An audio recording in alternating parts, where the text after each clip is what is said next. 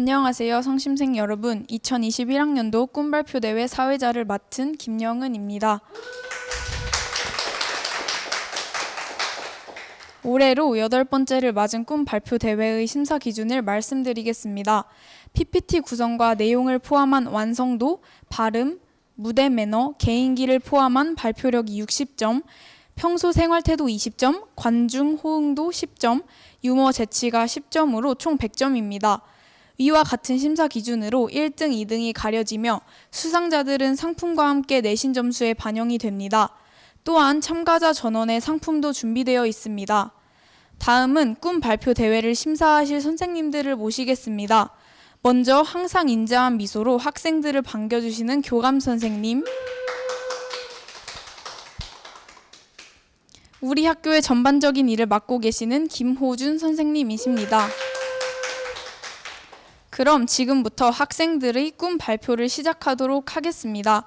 우선 가장 첫 번째 순서인 김재령 학생은 중간에 PPT가 마음에 안 들어서 다시 만들었다고 합니다. 박수로 첫 번째 발표자를 맞이해 주세요.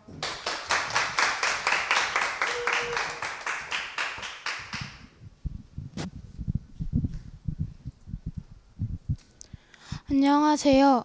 이번 꿈 발표대회에 첫 번째로 하게 된 김재령입니다. 여러분은 웹툰을 자주 보시나요? 여기 있는 것은 최소 다운로드 400만, 최대 4천만이 넘는 인기 웹툰들입니다. 이 네 분들은 이런 인기 웹툰을 그리시는 작가님들이신데요. 주호민 작가님은 신과 함께라는 웹툰을 연재하시고 웹툰이 인기에 힘입어 영화화까지 되었죠. 그게 바로 하정우, 주지훈, 김양기 주연의 영화 신과 함께입니다. 기안84 작가님은 방송인으로서도 활동을 하고 계셔서 많은 분들이 아실 것 같은데요. 우기명이 주인공인 패션왕과 복화광을 연재하셨습니다. 삼 작가님은 네이버 웹툰에 하루만 네가 되고 싶어라는 웹툰을 연재 중이시고요. 야옹이 작가님은 데뷔작이 친 여신강림이 3화 만에 1위를 할 정도로 높은 인기를 얻어 드라마화까지 되었죠. 이걸 보시면 아실 수 있듯이 제 꿈은 웹툰 작가입니다. 먼저 목차를 살펴보겠습니다. 첫 번째 웹툰이란, 두 번째 웹툰의 역사, 세 번째 웹툰 작가에 대해서, 네 번째 수입에 관해서, 다섯 번째 롤모델에 대해서 알아보겠습니다. 웹툰은 네이버, 다음 등의 각종 플랫폼 매체에서 연재되는 만화를 지칭하는 한국에서 만들어진 단어입니다. 원래 외국에서는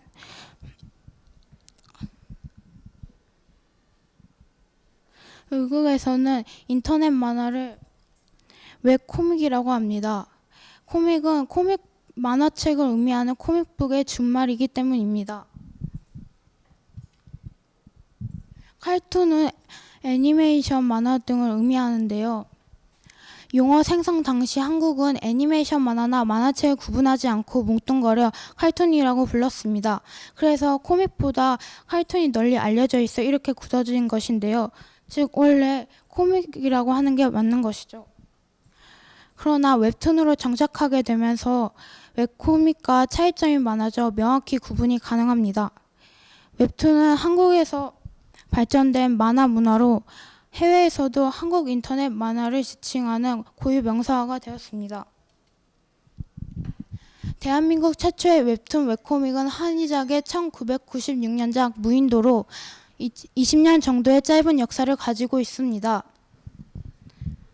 인터넷의 발달로 웹툰에도 여러 변화가 있었는데요.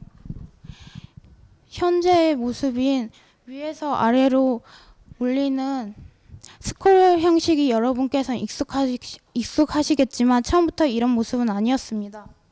가로 형식의 자동 넘김과 초당 넘김 기능에서 발전하여 한 칸 한 칸 나열된 만화 형식 자체 편집 기능인 줌인, 줌아웃을 통해 칸의 긴장감과 시간적 흐름을 보이기 시작하여 지금의 웹툰에 가까워지고 있는데요. 다시금 발전하여 스크롤 방식이 되었습니다. 리프레시 기술은 이에 기반이 되는데요. 리프레시 기술은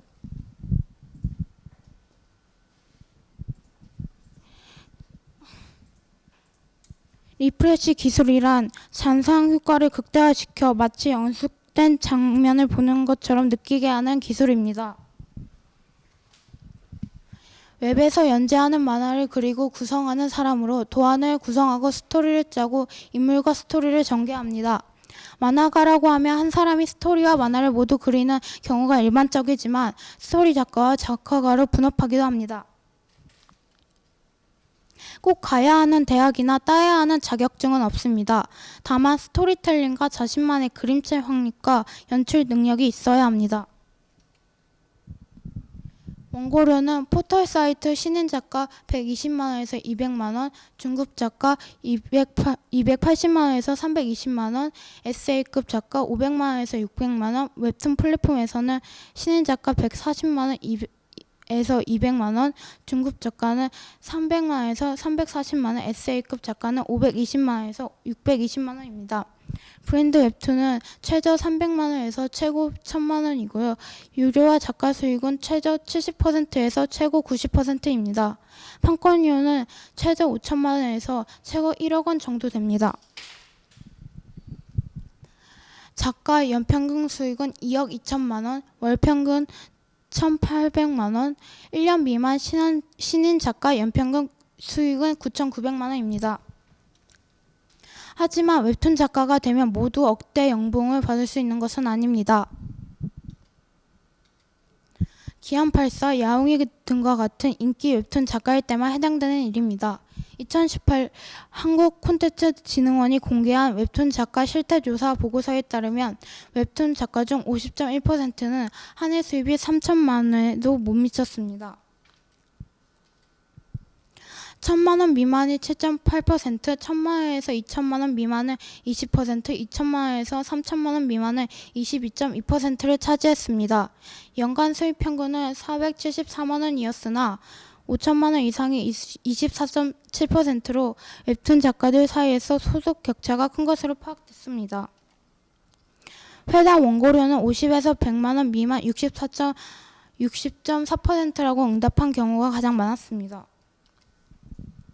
저의 롤모델은 네이버 웹툰에서 하루만 네가 되고 싶어라는 웹툰을 연재하고 계신 삼 작가님이십니다. 2018년 네이버 웹툰 최강자전에서 16강까지 청일옥이라는 작품을 연재했었습니다. 이후 2019년 8월 29일부터 네이버 도전 만화의 베스트 도전 만화를 거쳐 연재 6개월 만에 네이버에서 정식 연재로 승격되었습니다. 2020년 1월 7일부터 네이버 웹툰에서 하루만 네가 되고 싶어를 연재하고 계십니다. 필명인 삼은 탄생목인 삼나무에서 따왔다고 합니다. 지금까지 제 발표를 들어주셔서 감사합니다.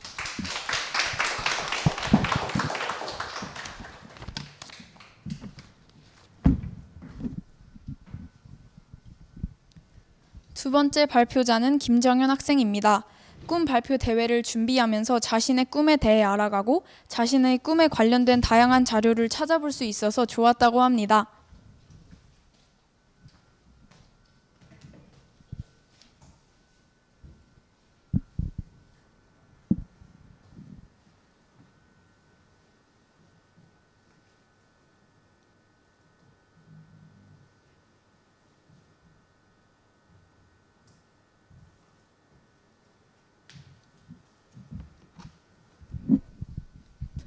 안녕하세요. 저는 이번 2021년 꿈 발표대회에 참가하게 된 3학년 3반 김정현입니다. 먼저 발표를 본격적으로 시작하기 전에 제가 꿈 발표대회에 나오게 된 계기를 소개해 드리려고 합니다. 저는 이 꿈 발표대회를 통해서 저의 꿈에 한 발짝 더 다가갈 수 있다고 생각하여 이 꿈 발표대회에 참가하게 되었고, 지금부터 저의 꿈에 대해 소개해 보도록 하겠습니다. 저의 꿈은 바로 아나운서인데요. 지금부터 저의 꿈인 아나운서에 대하여 소개해 드리도록 하겠습니다. 먼저 목차부터 보면 첫 번째로는 아나운서를 꿈꾸게 된 계기, 두 번째로는 아나운서의 종류, 세 번째로는 뉴스 아나운서, 네 번째로는 뉴스 아나운서에게 필요한 능력과 나의 노력, 마지막으로는 내가 걷고 싶은 길을 소개하며 맞춰보도록 하겠습니다. 첫 번째로 아나운서를 꿈꾸게 된 계기는 사실 저는 불과 몇 개월 전까지만 해도 꿈이 교사였습니다. 저는 제가 가진 지식들을 다른 사람들에게 공유하는 것을 좋아했는데 그때까지만 해도 저는 제가 가르치는 것을 좋아하는 줄 알았습니다. 하지만 그게 아니었습니다. 저는 가르치는 게 아닌 다른 사람들에게 말하는 것 자체를 좋아했던 것이었는데요. 그렇게 저는 말하는 것과 관련된 직업을 찾아보다가 어느 날 뉴스를 보았는데 다른 사람들 앞에서 여러 가지 정보들을 전달하는 아나운서라는 직업에게 매력을 느꼈습니다. 그렇게 저는 아나운서라는 직업을 꿈으로 갖게 되었습니다. 제가 아나운서에 대해 몇 가지 조사해 본 결과 아나운서에는 스포츠 아나운서, 라디오 아나운서, 기상캐스터, 뉴스 아나운서가 있습니다. 스포츠 아나운서는 각 방송 매체를 통해 스포츠 경기의 진행 상황을 실시간으로 전달해주는 아나운서입니다. 그리고 라디오 아나운서는 라디오를 통해 각종 정보를 전달하고 즐거움을 전달하는 아나운서입니다. 그리고 기상캐스터는 방송국에서 일기예보를 담당하는 아나운서이고 뉴스 아나운서는 뉴스 시간에 편집된 뉴스를 순서대로 읽는 아나운서입니다. 이 중에서 저의 더 정확한 꿈은 뉴스 아나운서인데요. 이번에는 뉴스 아나운서가 하는 일에 대해서 간단하게 설명해 보도록 하겠습니다. 그 전에 여러분은 뉴스 아나운서와 앵커를 구분하실 줄 아신가요? 뉴스 아나운서와 앵커에는 미세한 차이가 있는데 뉴스 아나운서는 아까 전에 말했듯이 뉴스 시간에 편집된 뉴스를 순서대로 읽는 아나운서입니다. 그리고 앵커는 뉴스 현장에서 나가 있는 기자들의 보도를 엮어가며 뉴스 프로그램을 진행하는 다원적인 방송 뉴스의 종합 사회자 겸 해설자라고 구분합니다. 다시 본론으로 들어가서 아나운서가 하는 일을 한 문장으로 정리해 본다면 아나운서가 뉴스 대본을 읽을 때 방송사는 어떤 정치적 성향을 가진 회사인지를 이해하고 리포트를 작성한 기자들은 어떠한 의도로 작성했는지 파악하고 시청자들에게 전달해야 합니다. 그리고 TV에서 보는 아나운서의 대본은 해당 섹션에 맞는 담당 기자가 작성한 내용을 팀장 또는 보도국장 등이 최종 내용을 확인한 후 생방송이 시작하기 전에 아나운서가 전달받습니다. 그리고 아나운서는 시청자 남녀노소가 화면을 보고 이해할 수 있도록 기자들의 원고를 바르고 정확하게 전달하는 것이 중요합니다.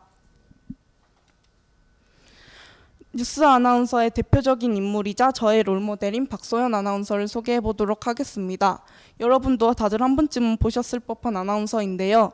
예전 KBS 9시 뉴스 그리고 도전 골든벨의 MC로도 맡았던 적이 있으십니다.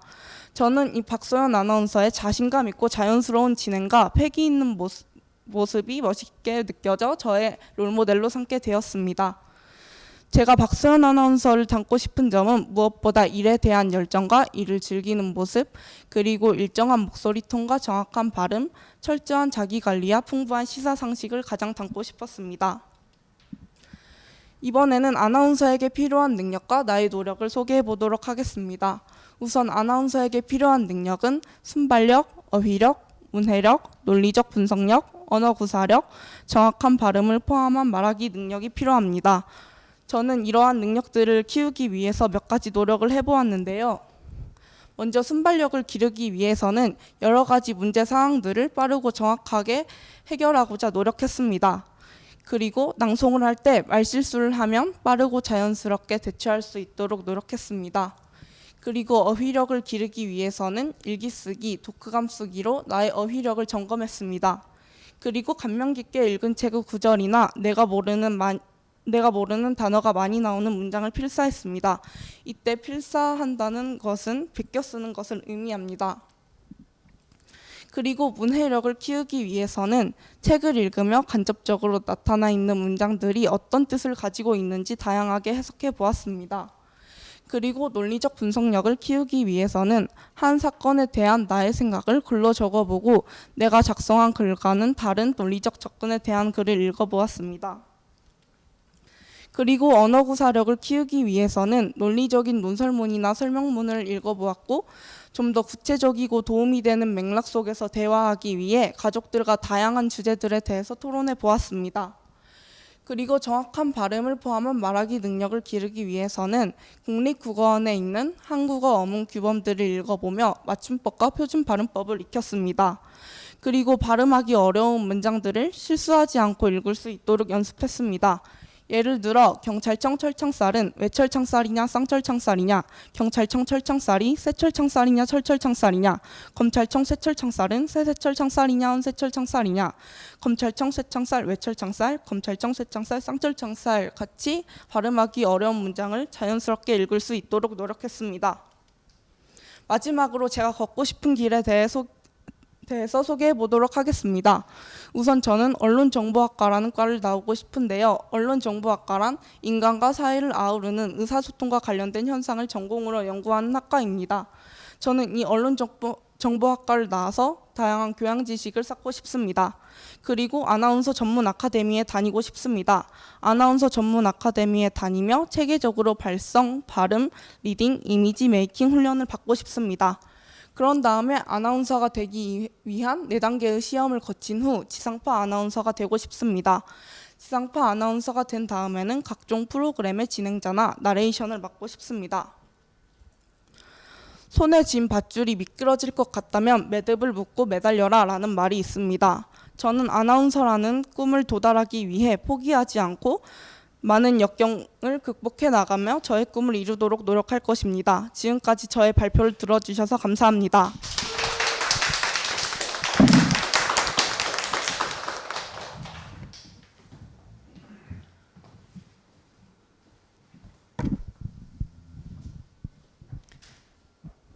세 번째 발표자는 문윤 학생입니다. 꿈이 방학 도중에 바뀌어 시간이 부족했음에도 불구하고 최선을 다해서 꿈 발표를 준비했다고 합니다.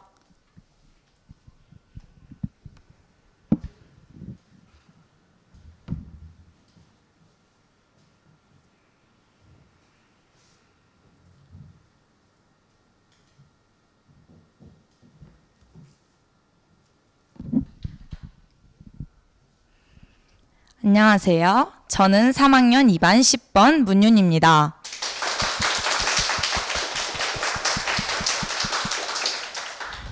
저는 꿈 발표를 시작하며 꿈 소개, 꿈을 꾸게 된 계기, 롤모델, 꿈을 위해 나아갈 길, 꿈 발표를 마치며 순서대로 발표를 진행하도록 하겠습니다.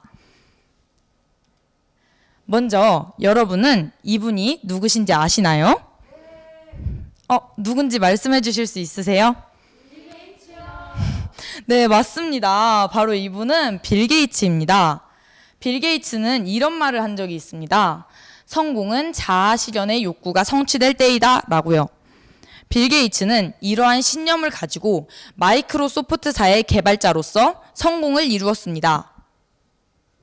여러분, 그렇다면 이분은 누구일까요? 네, 맞습니다. 바로 김연아 선수인데요. 김연아 선수는 이런 말을 했었습니다. 기적을 일으키는 것은 신이 아니라 자신의 의지다 라고요. 김연아 선수는 자신의 의지로 최선을 다해 노력하여 결국 정상에 오르게 되었습니다. 여러분, 혹시 이 사람은 조금 어려울 수도 있을 것 같은데요. 이 사람은 누군지 아시나요? 네, 맞습니다. 바로 마틴 루터 킹 목사님이신데요. 바로 나에게는 꿈이 있습니다. I have a dream 이라는 말을 하신 걸로 유명하죠. 이분은 흑인 인권이 처참히 짓밟힐 때에 흑인 인권 운동을 하신 분입니다. 흑인 인권 신장을 위해서 말이죠. 근데 이분이 이 운동을 하시다가 피살당하셨습니다. 이분은 목숨을 내놓으면서까지 흑인 인권을 위해 운동하셨습니다. 그렇게 할 수 있었던 이유는 무엇일까요? 바로 이분에게는 꼭 이루고자 하는 꿈이 있었기 때문입니다. 저는 자신의 꿈을 명확히 알고 있는 사람과 막연하게 어떻게든 되겠지 하는 생각으로 사는 사람은 분명히 차이가 있다고 생각합니다. 그래서 제가 앞서 말씀드린 세 사람은 확고한 신념과 꿈을 가지고 있었고 그 꿈을 이루기 위해 엄청난 노력을 했다는 그런 공통점을 가지고 있습니다. 저한테도 이렇게 간절히 진짜 이루고 싶은 꿈이 있습니다. 저의 꿈은 명사와 동사 이렇게 두 가지 형태로 나뉘는데요. 제 명사의 꿈은 우선 약사입니다. 약사를 사전적으로 정의하자면 보건, 과학 분야에서 의약품 사용에 관한 안전과 효과에 초점을 맞추어 업무를 수행하는 보건 의료인입니다. 그렇다면 제 동사의 꿈은 무엇일까요? 저의 동사의 꿈은 타인을 위해 봉사하고 많은 사람들에게 도움을 주는 삶을 사는 것입니다. 저는 이 동사의 꿈을 이루기 위해 얼마 전까지만 해도 꿈이 경찰관이었습니다. 지금 당장 제 눈앞에서 사람들을 돕고 있는 경찰관이 너무 멋있어 보였거든요. 그래서 저는 경찰관이 되어서 약자의 편에 서서 약자의 삶을 도와주는 삶을 살겠다는 정의감에 불타올랐었습니다. 그런데 어쩌다가 제 꿈이 여기 있는 약사가 된 것일까요? 저는 코로나 팬데믹 상황에서 백신이 없어서 힘들어하고 끝날 듯 끝나지 않는 이 상황에 지쳐가는 사람들을 보면서 내가 백신을 만드는 연구원이 되어서 사람들을 도울 수 있겠다라는 생각을 했습니다. 그래서 약사에 대해 관심을 가지고 그 분야를 알아보던 도중 또 그 의료봉사를 다니시는 한 약사님의 이야기를 보게 되었습니다.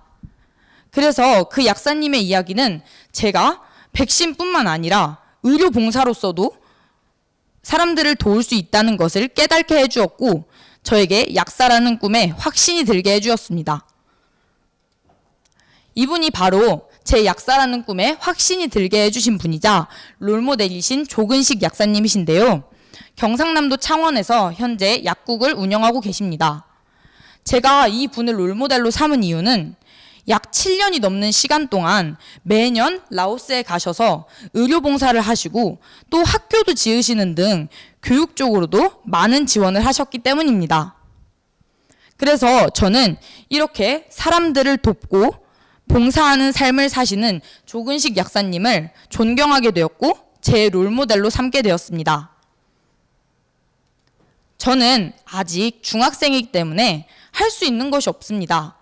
약사 면허를 딴 것도 아니고 한데 의료봉사를 다닐 수도 없고 백신을 만들 수도 없잖아요. 그래서 저는 지금 제가 할 수 있는 방법들로 사람들을 돕기로 했습니다.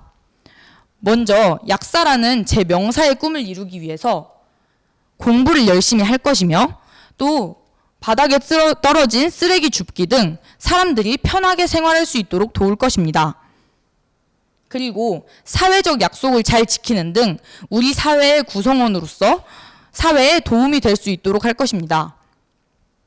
약사가 되기 위해서는 약학대학을 6년 진학하여 6년 동안 공부를 하고 또 약사 국가고시를 본 다음에 약사 면허를 취득해야만 약사가 될 수 있는데요. 저는 약사가 되어 백신을 만드는 연구원이 되어서 인류에 공헌하고 또 아까 조근식 약사님처럼 의료봉사를 다니면서 작은 병으로 안타깝게 죽는 이들을 없도록 하는 것이 제 꿈입니다. 그리고 제가 꿈을 위하여 나아갈 길이기도 하고요.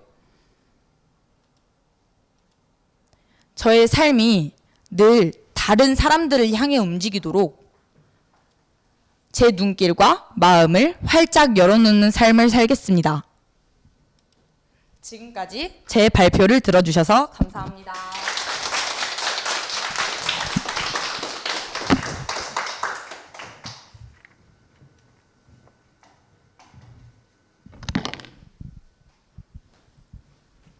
벌써 네 번째 순서인데요.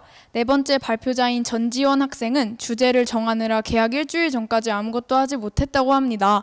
힘찬 박수로 맞이해 주세요.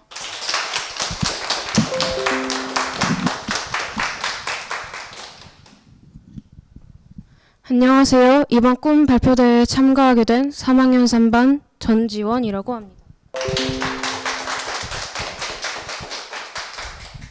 꿈이란 이루고 싶은 희망이나 이상입니다. 그런 의미에서 저는 희망이나 이상이 정말 많은 사람이었죠.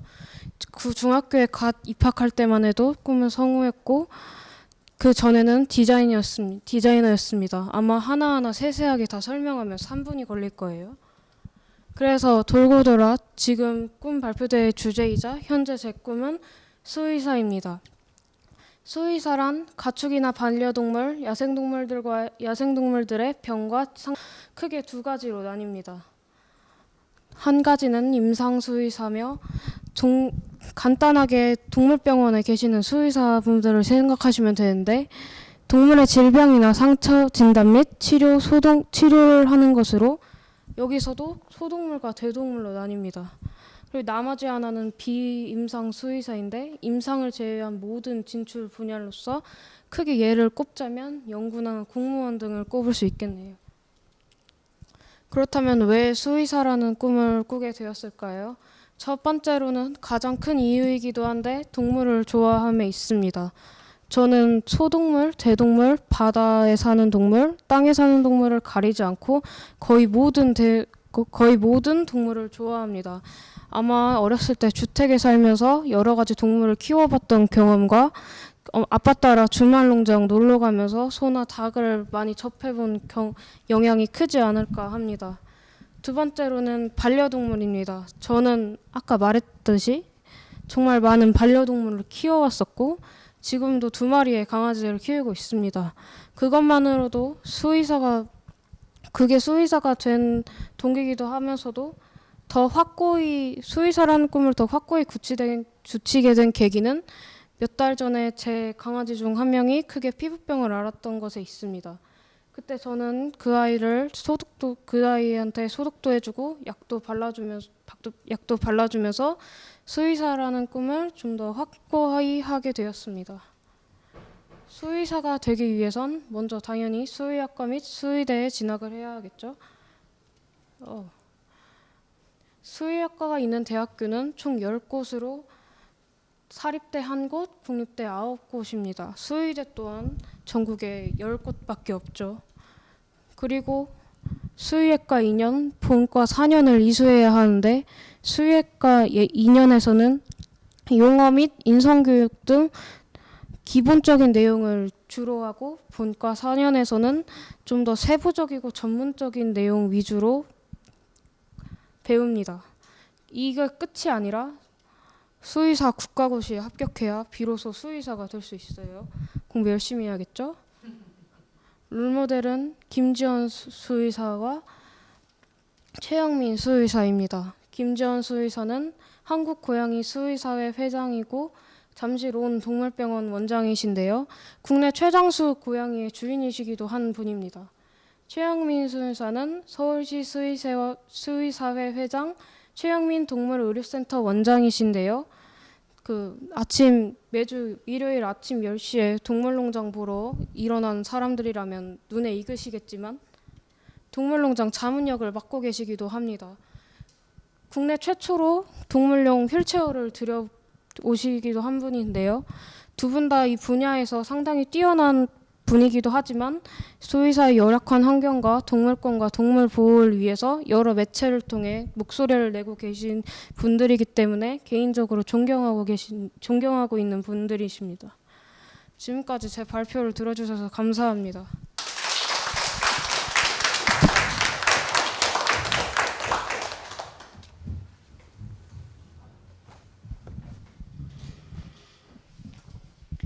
마지막으로 5번째 발표자는 부담감으로 인해 악몽을 자주 꾼 정서진 학생입니다. 마지막인 만큼 박수 부탁드리겠습니다.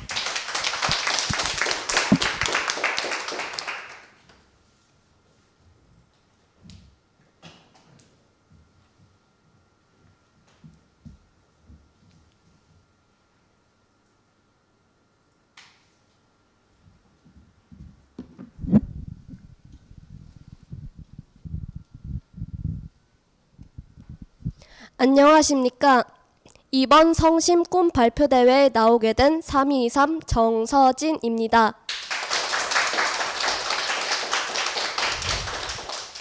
발표하기에 앞서서 제가 어제까지 열이 심하게 났던 관계로 지금 목소리가 이상할 수도 있다는 점 이해 부탁드립니다. 먼저 제목을 보시면 This is my dream이라고 쓰여 있는데요. 한국어로는 이것은 나의 꿈이란 말입니다. 그럼 이것, 저의 꿈이 무엇인지 알아보기 전에 목차부터 살펴보겠습니다.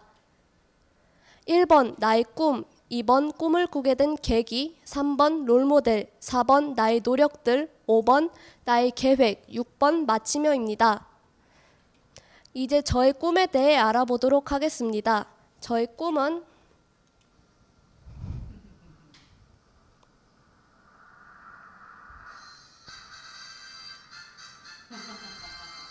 바로 드라마 작가입니다. 드라마 작가란 여러분들이 아시는 거와 같이 드라마의 스토리 구성, 배경 구성, 인물 캐릭터 따위를 만들어 글을 쓰는 작가를 말합니다. 하지만 이건 네이버 어학사전이 생각하는 드라마 작가인데요. 저는 이번 대회를 준비하면서 좀 더 다른 시각으로 드라마 작가에 대해 생각해 보았습니다. 제가 생각하는 드라마 작가란 고된 삶에 지친 사람들의 마음을 편안히 낫게 해주는 의사, 어른아이 할 것 없이 사람들의 가치관과 진로를 정하게끔 도와주는 선생님 같은 여러 가지의 직업을 한 번에 소화하는 멋진 직업이란 생각이 들었습니다. 이제 드라마 작가라는 꿈을 꾸게 된 계기로 가보겠습니다. 저는 초등학교 시절에 단 한 번도 드라마 작가라는 꿈을 생각해 본 적이 없는 아이였습니다. 중학교에 가기 전 진로에 대해 고민하던 저는 초등학교 6학년 때 전주에서 열리는 한 동화구연 대회에 나가게 되었는데요. 그때 담당 선생님의 도움 없이 제 힘으로 대본을 직접 써서 나가게 되었는데, 그때 대본을 쓸 때 그 작품 안에 있는 사건과 캐릭터를 제 맘대로 만드는 게 너무 재미있어서 드라마 작가에 대해 처음으로 생각해 보게 되었습니다. 그러다가 저의 꿈을 확고하게 해준 계기가 있었는데요. 저는 2018년 11월 말쯤에 시작한 드라마 스카이캐슬을 보고 저의 꿈에 대한 확신을 느꼈습니다. 드라마 스카이캐슬은 현대사회의 문제점을 비판하며 꼬집은 드라마인데요. 저는 이 드라마를 보고 나도 이런 사회의 문제점을 고발하면서 정의를 외치는 멋진 드라마를 쓰는 작가가 돼야겠구나 라고 결심했습니다. 그 후에 이 드라마의 영향으로 현대사회의 문제점을 고발하면서 더 나은 사회로 발전시키기 위한 드라마를 많이 쓰는 중입니다. 이제 롤모델을 알아보도록 하겠습니다. 저의 롤모델은 바로 홍자매 작가님이십니다. 홍자매는 작가의 이름이 아닌 팀 이름이고요. 왼쪽부터 홍정은, 홍민환 작가님이십니다. 홍자매 작가님이 집필하신 작품으로는 드라마 호텔 델루나 그리고 화유기가 있는데요. 제가 홍자매 작가님을 롤모델로 삼은 이유는 제가 판타지 장르로 아주 세계관이 넓은 드라마를 써보고 싶은데 홍자매 작가님은 매번 실패 없이 그런 장르의 드라마를 아주 잘 쓰시기 때문입니다. 그래서 저의 롤모델로 삼아봤습니다. 이제 롤모델을 보고 제가 하고 있는 노력들에 대해서 알아보겠습니다. 저는 독서로 배경 지식을 꾸준히 넓히고 있고요. 국내외 드라마 시청을 통해 상상력을 키우고 있습니다. 그리고 다양한 장르의 드라마 대본을 쓰며 연습하고 있고요. 그리고 요즘 넷플릭스나 왓챠로 인해서 드라마의 형태가 영화처럼 많이 바뀌다 보니 영화도 보고 있습니다. 이런 노력들을 보면 제가 맨날 영화랑 드라마만 보나라고 생각하실 수도 있는데요. 저도 공부를 같이 해야 되기 때문에 드라마랑 영화는 한 달에 한 번 볼까 말까 합니다. 제가 최근에 본 영화로는 2009 로스트 메모리즈란 영화였는데요. 저는 이 영화를 보고 이런 장르의 영화도 드라마로 만들어도 좋겠구나라고 생각했습니다. 그리고 이 중에서 제가 제일 중요하게 생각하고 있는 노력으로는 바로 독서인데요. 제가 중학교 1학년 때는 독서를 하고 드라마 대본을 쓸 때 큰 어려움을 못 느꼈었는데 중학교 2학년이 되면서 독서를 안 하고 대본을 쓰다 보니 그 대본에 필요한 단어들이 생각이 안 나서 대본을 쓰는데 많은 어려움을 겪었습니다. 그래서 시간이 없어도 독서만큼은 꾸준히 하려고 노력하는 편입니다. 그리고 저는 2019년도 성심 꿈 발표대회에서 1등을 수상하신 장세희 선배님을 보고 그때부터 여러분께 저의 노력들을 보여드리기 위해 드라마 대본을 3년간 꾸준히 쓴 결과 6개를 완성했습니다. 그중 제가 제일 힘들게 완성했던 드라마 하나를 여러분께 소개시켜 드리도록 하겠습니다. 시간 관계상 드라마의 짧은 소개만 들려드리는 점 이해 부탁드립니다. 이 드라마의 제목은 하늘과 만난 구슬인데요. 이 드라마는 고구려 사극으로 여러분들이 잘 아시는 춘향전의 모티브가 되었던 이야기입니다. 오른쪽의 사진들은 대본의 일부분만 찍은 겁니다. 이 이야기의 전개는 춘향전과 매우 비슷한데요. 고구려의 태자가 백제를 염탐하러 왔다가 백제 미녀의 첫눈에 반해서 신분을 숨기고 같이 살다가 고구려가 위태로워지자 신분을 밝히고 돌아온다는 약속만을 남긴 채 떠난 후에 다시 백제 미녀를 고구려에 데리고 와서 행복하게 오래오래 산다는 이야기입니다. 저는 이 이야기에 저의 상상력을 좀 덧붙여서 드라마로 완성시켰습니다. 이제 저의 미래인 나의 계획을 보도록 하겠습니다. 계획이 25살부터 있어서 좀 의아해하실 수도 있는데요.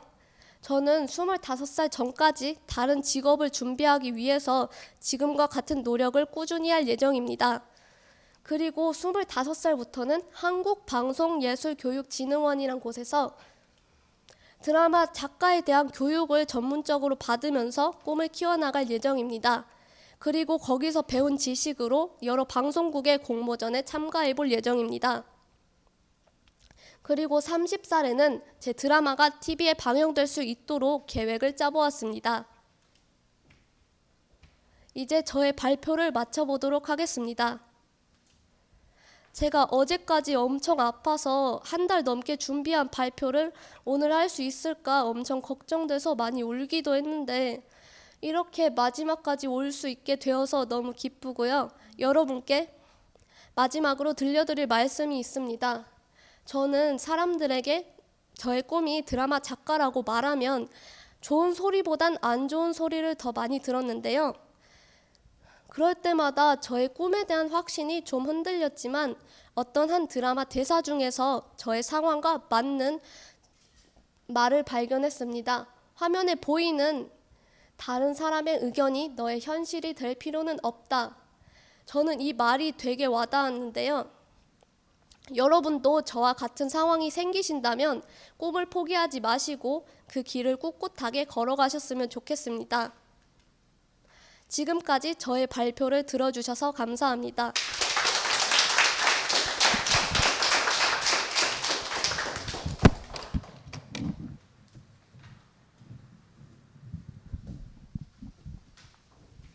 심사가 모두 마무리되었습니다. 심사를 해주신 두 선생님을 대표하여 교감 선생님께서 심사 결과 발표를 해주시겠습니다.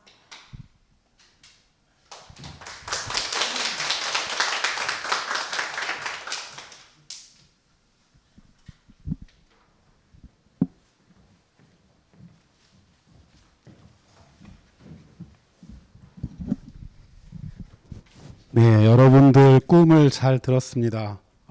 이 꿈이 계속 발전시켜서 원하는 꿈을 다 이루었으면 좋겠습니다. 작가가 된다든지 수의사가 된다든지 약사가 된다든지 등등. 그래서 다 뭐 어떻게 보면 채점하는 자체가 좀 저도 사실은 어렸을 때부터 꿈을 이렇게 꿔보지 못했는데 여러분들이 지금 꿈만 들어봐도 다 훌륭합니다. 그래서 누가 잘하고 누가 잘못하고 이걸 떠나서 그냥 객관적으로 발표한 거 보고 그냥 판단했습니다. 선생님하고 김호준 선생님하고 같이 했으니까요. 뭐 상을 받았네 못 받았네 실망하지 마시고 꿈을 위해서 끝까지 나아가셨으면 좋겠습니다. 2명이죠. 그래서 그냥 편히 1등, 2등 이렇게 얘기하겠습니다. 1등은 정서진. 2등은 문윤. 이렇게 교장 선생님께서 바로 시상하도록 하겠습니다.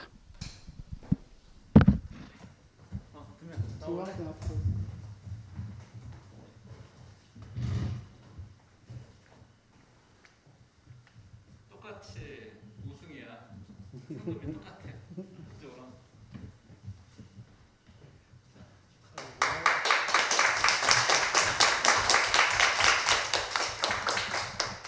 나머지 사람 교장실 앞에 서주십시오. 꿈 발표하느라고 수고 많으셨고 모두 그 꿈을 잘 이루기 바랍니다. 수고 많으셨습니다. 3명은 공동 2등이야. 네. 이쪽으로. 저 앞으로 나와요. 축하하고.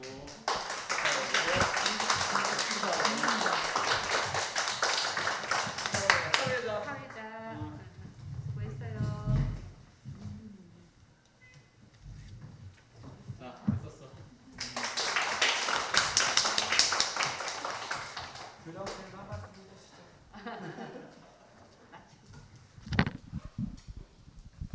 이로써 2021학년 꿈 발표 대회를 마무리하겠습니다. 너무 수고 많으셨고 내년에도 멋진 모습으로 성심 꿈 발표 대회 기대하겠습니다. 감사합니다.